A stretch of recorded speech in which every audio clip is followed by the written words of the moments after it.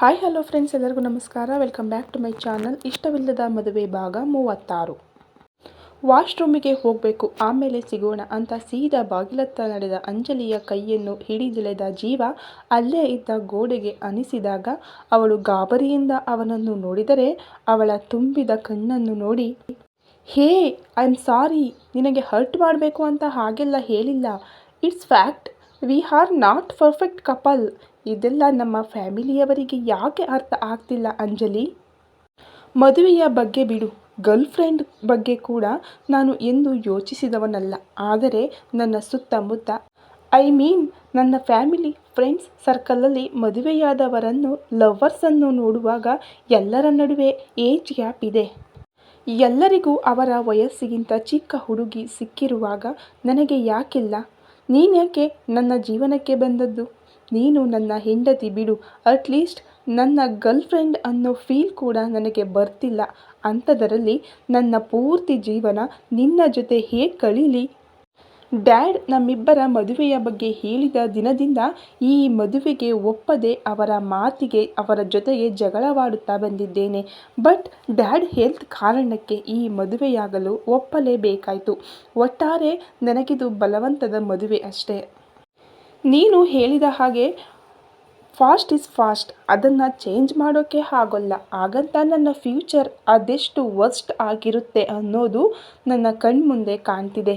ಅದನ್ನು ಚೇಂಜ್ ಮಾಡ್ಬೋದು ತಾನೇ ಎಂದ ಅವನ ಮಾತು ತುಂಬಿದ ಕಂಗಳನ್ನು ನೋಡಿದವಳಿಗೆ ಮೊದಲ ಬಾರಿ ತಮ್ಮಿಬ್ಬರ ಮದುವೆಯ ವಿಷಯದಲ್ಲಿ ಎರಡೂ ಫ್ಯಾಮಿಲಿಯವರು ಮಾಡಿದ ನಿರ್ಧಾರದ ಮೇಲೆ ಕೋಪ ಬಂದಿತ್ತು. ಅವನನ್ನೇ ಒಂದರೆ ಕ್ಷಣ ದಿಟ್ಟಿಸಿ ಅವನಿಂದ ದೂರ ಸರಿದು, ಥ್ಯಾಂಕ್ಸ್, ನಿನ್ನ ಮನಸ್ಸಲ್ಲಿದ್ದದ್ದನ್ನು ನನಗೆ ಹೇಳಿದ್ದಕ್ಕೆ. ಇದು ನಿನ್ನ ಜೀವನ. ನಿನಗಿಷ್ಟ ಬಂದಂತೆ ಬದುಕುವ ಹಕ್ಕು ನಿನಗಿದೆ. ನಿನಗೆ ಅದೇನೋ ಚೇಂಜ್ ಮಾಡೋಕೆ ಇದೆ ಅಂತ ಹೇಳಿದ್ಯಲ್ಲ, ಅದಕ್ಕಿಂತ ಮೊದಲು ಒಮ್ಮೆ ಗಿರಿಧಾಮ ಹಾಗೂ ನಿನ್ನ ಅಪ್ಪ ಅಮ್ಮನನ್ನು ನೆನಪಿಸಿಕೋ. ಐ ಥಿಂಕ್ ಮುಂದೆ ಮಾತನಾಡಲು ಏನೂ ಇಲ್ಲ ಅನಿಸುತ್ತೆ. ಆಮೇಲೆ ಸಿಗೋಣ ಅಂತ ಹೇಳಿ ಅವನ ಮಾತಿಗೂ ಕಾಯದೆ ಅಲ್ಲಿಂದ ಹೊರಟವಳ ಕಂಗಳು ಕ್ಷಣದಲ್ಲಿ ತುಂಬಿದ್ದವು. ಅವಳು ಓದತ್ತಲೇ ದಿಟ್ಟಿಸಿದವನ ಮೈ ಮನ ತುಂಬ ಆ ಕ್ಷಣ ತನಗಿಂತ ಮನಸ್ಸಲ್ಲಿ ದೊಡ್ಡವಳ ಜೊತೆಗಿನ ಈ ಮದುವೆ ಜೀವನ ಯಾವುದೂ ಬೇಡ ಎನ್ನುವ ಗಟ್ಟಿಯಾದ ನಿರ್ಧಾರ ಕುಳಿತಿತ್ತೇ ವಿನಃ ತಾನು ಈಗ ಆಡಿದ ಮಾತಿನಿಂದ ಅಂಜಲಿಗೆ ನೋವಾಗುವುದರ ಜೊತೆ ಈ ಮದುವೆಗೆ ಕಾರಣ ತಂದೆ ಹೇಳಿದ ಗತ ಜೀವನ ಎನ್ನುವುದನ್ನು ಸಂಪೂರ್ಣವಾಗಿ ಮರೆತಿದ್ದನು. ಹಾಗೆಯೇ ಸ್ವಲ್ಪ ಹೊತ್ತು ನಿಂತವನ ಮೊಬೈಲ್ ರಿಂಗಣಿಸಿದಾಗ ವಾಸ್ತವಕ್ಕೆ ಬಂದು ಕರೆ ಸ್ವೀಕರಿಸಿ, ಮನು ಬರ್ತಾ ಇದ್ದೀನಿ, ವೇಟ್ ಮಾಡು ಎಂದು ಮೊಬೈಲ್ ಹಿಡಿದು ಹೊರ ನಡೆದು ಅಪ್ಪ ಹಾಗೂ ಜಯಕರ್ ಬಳಿ ಹೇಳಿ ಪಾರ್ಕಿಂಗತ್ತ ಹೆಜ್ಜೆ ಹಾಕಿದನು. ಮನು ಕಾರೇರಿದ ಜೀವ ನಿನ್ನ ಫ್ಲ್ಯಾಟಿಗೆ ಹೋಗು ಅಂತ ಹೇಳಿ ಸೀಟಿಗೆ ಹೊರಗಿ ಕಣ್ಮುಚ್ಚಿದರೆ, ಅತ್ತಿಗೆ, ಐ ಮೀನ್ ಅಂಜಲಿ ಬಳಿ ಜಗಳ ಆಡಿದ್ಯಾ? ನಾಳೆ ನೀವಿಬ್ಬರು ಗಂಡ ಹೆಂಡತಿಯಾಗಿ ಬಾಳಿ ಬದುಕಬೇಕಾದವರು. ಅಂಥದ್ದರಲ್ಲಿ ಸುಮ್ಮನೆ ಜಗಳವಾಡಿ ಇಬ್ಬರ ನಡುವೆ ಇನ್ನಷ್ಟು ಡಿಸ್ಟೆನ್ಸ್ ಕ್ರಿಯೇಟ್ ಮಾಡ್ತಿದ್ದೀರಾ? ಗೆಳೆಯನ ಪೇಚಾದ ಮುಖ ಹಾಗೂ ಅವನ ಮೌನಕ್ಕೆ ಕಾರಣ ಅಂದಾಜಿಸಿದ ಮನು ಅವನನ್ನು ಮಾತಿಗೆಳೆದರೆ, ಜಸ್ಟ್ ಶಟ್ ಅಪ್ ಮನು, ಏನೂ ಹೇಳಬೇಡ, ಸುಮ್ಮನೆ ಡ್ರೈವ್ ಮಾಡು ಎಂದು ಕಣ್ಮುಚ್ಚಿಯೇ ಹೇಳಿದವನ ಮನಸ್ಸಲ್ಲಿ ಎಲ್ಲವೂ ಅಸ್ಪಷ್ಟವಾಗಿತ್ತು. ಸೀದಾ ತನ್ನ ಕ್ಯಾಬಿನ್ ಹೊಕ್ಕ ಅಂಜಲಿ ಡೋರ್ ಕ್ಲೋಸ್ ಮಾಡಿ ಅದಕ್ಕೊರಗಿ ಅಳುತ್ತಾ ಕುಳಿತವಳ ಮನಸ್ಸು ಮತ್ತೊಮ್ಮೆ ಹೊಡೆದು ಚೂರಾಗಿತ್ತು. ತಿಂಗಳುಗಳ ಹಿಂದೆ ಕರೆ ಮಾಡಿದ ತಾಯಿ ಜೀವ ಜೊತೆಗಿನ ಅವಳ ಮದುವೆಯ ವಿಷಯವನ್ನು ಹೇಳಿದಾಗ ಸಿಡಿದೆದ್ದಿದ್ದಳು. ಈಗಷ್ಟೇ ಗಂಗಾಧರ್ ಹೇಳಿದ ಕಾರಣವನ್ನೇ ತಾಯಿ ಹೇಳಿದಾಗ ತಂದೆಯ ಸಾವಿಗೆ ಕಾರಣವಾದವರ ಜೊತೆ ತನಗೆ ಯಾವ ಸಂಬಂಧವೂ ಬೇಡವೆಂದು ಹಠ ಹಿಡಿದು ಕುಳಿತಿದ್ದರೆ ಅವಳ ಮನವೊಲಿಸಲು ಅಜ್ಜ ದಿನಕರ್ ಬರಬೇಕಾಯಿತು. ಮಗು ಜೀವ ಬೇರಾರೂ ಅಲ್ಲ, ನಿನ್ನತ್ತೆಯ ಮಗ. ದಾಮಿನಿಯ ಅಗಲಿಕೆಯ ಬಳಿಕ ಹೆಣ್ಣಿಲ್ಲದ ಆ ಮನೆಯಲ್ಲಿ ಅಪ್ಪ ಮಗ ಗಾಳಿಗೆ ಸಿಕ್ಕ ತರಗೆಲೆಯ ಹಾಗೆ ಒಂದೊಂದು ದಿಕ್ಕಿಗೆ ಚೆದುರಿ ಹೋಗಿದ್ದಾರೆ. ಆ ಮನೆಗೆ ಜೀವ ತುಂಬಬೇಕಾದವಳು ನೀನು.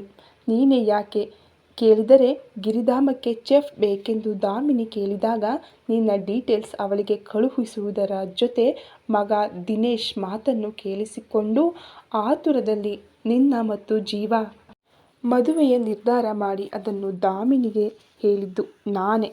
ನಾನು ಮಾಡಿದ ದೊಡ್ಡ ತಪ್ಪು. ತಪ್ಪು. ಯಾಕಂದರೆ ಈ ಮದುವೆಯಿಂದ ಒಳ್ಳೆಯದಾಗುವುದು ನನ್ನ ಮಕ್ಕಳಿಗೆ ತಾನೇ ಎನ್ನುವ ಖುಷಿಯಿಂದ ಆತುರದಲ್ಲಿ ನಿನ್ನ ಮತ್ತು ಜೀವ ಅಭಿಪ್ರಾಯ ಕೇಳದೆ ನಿಮ್ಮ ಮದುವೆಯ ನಿರ್ಧಾರ ಮಾಡಿದೆ. ಇದು ದಾಮಿನಿಯ ಮನಸ್ಸಲ್ಲಿ ಆಳವಾಗಿ ನೆಲೆಯೂರಿ ಅವಳು ನಿನ್ನನ್ನೇ ಸೊಸೆ ಎಂದುಕೊಂಡು ಬಿಟ್ಟಳು. ನೀನು ಗಿರಿಧಾಮಕ್ಕೆ ಸೇರಿದ ಮೇಲೆ ನಾನು ಅವಳಿಗೆ ಫೋನ್ ಮಾಡಿದ ಪ್ರತಿಯೊಂದು ಬಾರಿ ಅವಳ ಮಾತೆಲ್ಲ ನಿನ್ನ ಬಗ್ಗೆಯೇ. She is so much proud of you.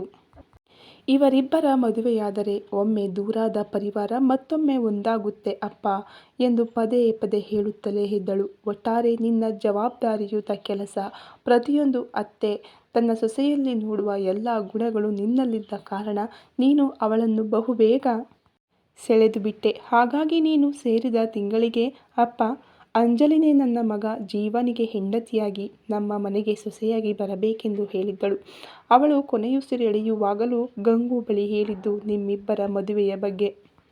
Please ಮಗು, ಒಮ್ಮೆ ನಾನು ಹೇಳಿದ್ದರ ಬಗ್ಗೆ ಯೋಚಿಸಿ ನಿನ್ನ ಒಪ್ಪಿಗೆ ತಿಳಿಸು ಎಂದ ಅಜ್ಜನ ಮಾತು ಅವಳನ್ನು ಪೂರ್ತಿ ರಾತ್ರಿ ಯೋಚಿಸುವಂತೆ ಮಾಡಿದ್ದರೂ ತನ್ನ ಜೊತೆಗಿನ ಜೀವ ವರ್ತನೆ, ಅವನ ಅಹಂಕಾರ, ತನ್ನನ್ನು ಪ್ರತಿ ಬಾರಿ ಆಂಟಿ ಎಂದು ಹೀಯಾಳಿಸಿ ಅತಿರೇಕವಾಗಿ ಆಡುವ ಅವನ ಮಾತುಗಳನ್ನೆಲ್ಲ ಮೆಲುಕು ಹಾಕಿದವಳಿಗೆ ಅವನ ಜೊತೆಗಿನ ಮುಂದಿನ ಜೀವನ ಊಹಿಸಲು ಕಷ್ಟವಾಗಿತ್ತು.